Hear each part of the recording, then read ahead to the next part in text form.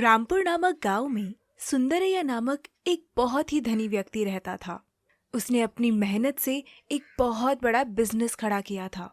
उसकी आमदनी भी लाखों में हुआ करती थी।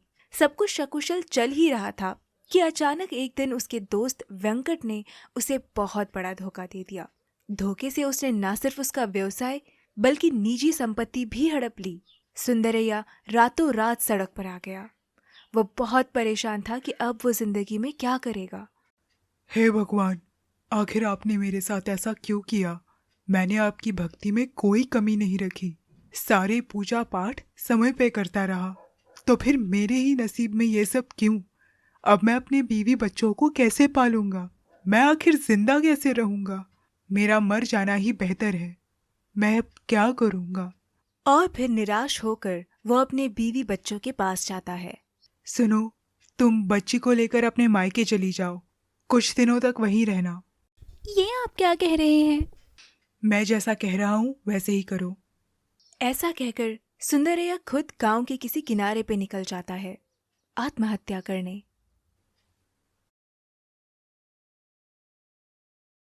वो हताश और निराश होकर चल ही रहा था कि उसकी नजर दो व्यक्तियों पर पड़ी। उनमें से एक लंगड़ा था जबकि दूसरा अंधा। इसके बावजूद वो दोनों जिंदगी में बहुत खुश थे। शिवा, जिसके पैर नहीं थे, वो रामू के कंधे पर बैठ उसे रास्ता दिखाता था और रामू बिल्कुल सही डायरेक्शन में चलता था। थोड़ा फास्ट चलो, थोड़ा फास्ट चलो। रामू तेज चलने लगता है। अब अपनी दाहिनी तरफ मुड़ो, अब अपनी दाहिनी तरफ मुड़ो। फिर रामू दाहिने मुड़ जाता है। तो बिल्कुल इसी तरह दोनों अपनी जिंदगी सकुशल जी रहे थे।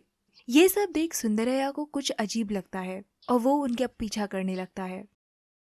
जैसे 7 सुरों का सुंदर संगीत होता है, बिल्कुल वैसे ही 7 रंगों का एक रेनबो होता है। रामू मुस्कुराने लगता है और फिर दोनों फल बेचने का काम शुरू कर देते हैं। अंधा रामू जोर जोर से चिल्लाकर फल बेच रहा था, तो वहीं शिवा गाड़ी के नीचे जाकर छिप गया था।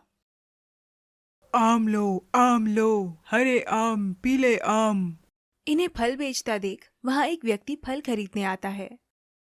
कमाल है, अब एक अंधा बताएगा कि पीले आम कौन से और हरे कौन से। रामू उन्हें अच्छे फल बेचता है, मगर वो ग्राहक रामू के अंधेपन का फायदा उठाकर उसे पूरे पैसे नहीं देता। शिवा, जो नीचे छिपा हुआ था, वो ये देख लेता है। अरे साहब, अंधा वो है, आप नहीं। सारे पैसे लौटाइए उसे। हाँ हाँ ठीक है। ग्राहक अब सीधे तरीके से सारा दाम देकर वहां से निकल जाता है। तो कुछ इस तरह शिवा और रामू एक दूसरे की सहायता करते और अपना जीवन व्यतीत करते। दिन भर फल बेचने के बाद शाम को वो बात कर रहे थे। आज पूरे 30 रुपए की कमाई हुई है। आज तो पक्का थिएटर चलेंगे। मैं तो शाम को शिवजी बनूंगा। शिवा व्यंगात्मक तरीके से उसे कहता है। 2 आंखें तो तुम्हारी है नहीं और 3 आंख वाले शिवजी बनने चले। मैं तो राजा बन के सुंदरियों के साथ नाचूंगा। ये दोनों हंसी मजाक कर ही रहे थे कि वहीं दूर खड़े सुंदरैया, जो अब तक इन दोनों को देख काफी खुश थे, उनके पास आते हैं और कहते हैं। मेरा नाम सुंदरैया है, मैं पास ही के गांव में रहता हूँ। मैं ये देखकर हैरान था कि आप लोग इतने खुश कैसे हो सकते हैं। आपके कहने का क्या मतलब है? हम खुश नहीं रह सकते? आपकी आंखें नहीं है और इनके पैर, फिर भी आप लोग इतने खुश कैसे? जी हाँ, आप सही कह रहे हैं। बुरा तो हम दोनों को बहुत लगता था। शुरुआत में तो हम दोनों अपने परिवार पर निर्भर भी थे, पर फिर दूसरों पर यूं निर्भर होना बहुत गलत बात है। और किसी तरह भगवान ने हम दोनों को मिला दिया। मेरे पैर नहीं है और इसकी आंखें। भगवान ने हम दोनों को किसी मकसद से ही मिलाया था। अब हम दोनों किसी पर निर्भर नहीं हैं, आत्मनिर्भर हैं। हम अपना ख्याल बखूबी रख लेते हैं और खुश भी बहुत रहते हैं। ये सब सुन सुंदरिया को एहसास होता है कि जिंदगी के प्रति उसका नजरिया कितना गलत है। जिंदगी में भगवान जो देता है उसे बाहें खोल के अपनाना चाहिए, और फिर जिंदगी अपने आप खूबसूरत हो जाती है। हमें हमारे थिएटर के लिए देरी हो रही है, हम चलते हैं सर। सुंदरैया से ये कहकर शिवा अपने काम में लग जाता है। सर माफ करना, हमें नाटक के लिए देरी हो रही है।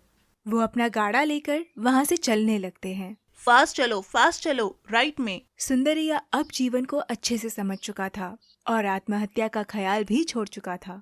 मैं तो व्यर्थ में मायूस था। इन्हें देखो, जीवन में कुछ ना होकर भी कितने खुश हैं।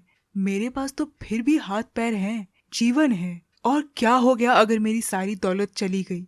मैंने ही तो कमाई थी ना 20 साल पहले। मैं दोबारा कमा लूंगा। मैं मरने का विचार त्याग दूंगा। हे भगवान, बस इतना आशीर्वाद देना कि मैं जिंदगी भर स्वस्थ रहूं। और फिर सुंदरैया अपने बीवी बच्चों के पास जाकर खुशी खुशी अपना जीवन जीने लगता है।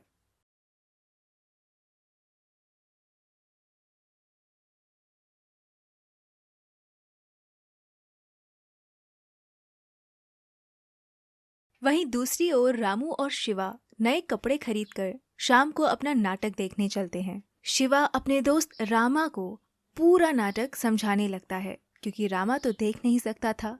वो दोनों एक दूसरे के साथ बहुत खुश थे। शिवा, हम जिंदगी भर ऐसे ही साथ रहेंगे। हम कभी अलग नहीं होंगे। हम दोनों एक दूसरे के बिना आखिर क्या ही कर लेंगे, है ना? और फिर दोनों उस रात सो जाते हैं। कुछ दिनों बाद एक सुबह जब शिवा की आंख खुलती है, उसके पैर जो इतने सालों से पैरालाइज थे अब पूरी तरह से ठीक हो चुके थे। शिवा इस बात से बहुत खुश था कि अब वो चल फिर सकता है। हे भगवान, आपने मुझे मेरे पैर वापस करके एक नई जिंदगी दी है। अब मैं नाच सकता हूँ, थिएटर जा सकता हूँ, अपने काम खुद कर सकता हूँ। शिवा ये सब सोच ही रहा था कि रामू की आंख खुल जाती है।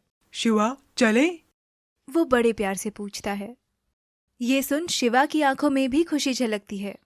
शिवा, तुम मेरे कंधे पे बैठ जाओ। हम रोज की तरह चलना शुरू करते हैं। काम बहुत है। शिवा की कुछ समझ नहीं आता कि अब क्या किया जाए। अगर वो रामू को सच बता देगा तो रामू दोबारा अकेला पड़ जाएगा। ये सोच वो सीधे उसके कंधे पे जाके बैठ गया, जैसे कि उसके पैर ठीक ही नहीं हुए। मैं अब कभी तुम्हें छोड़ के नहीं जाऊंगा। क्या हुआ है तुम्हें? क्या कह रहे हो? कुछ नहीं, चलो। और इस तरह दोनों दोबारा अपनी जिंदगी बिल्कुल उसी तरह जीने लगते हैं, हंसी खुशी।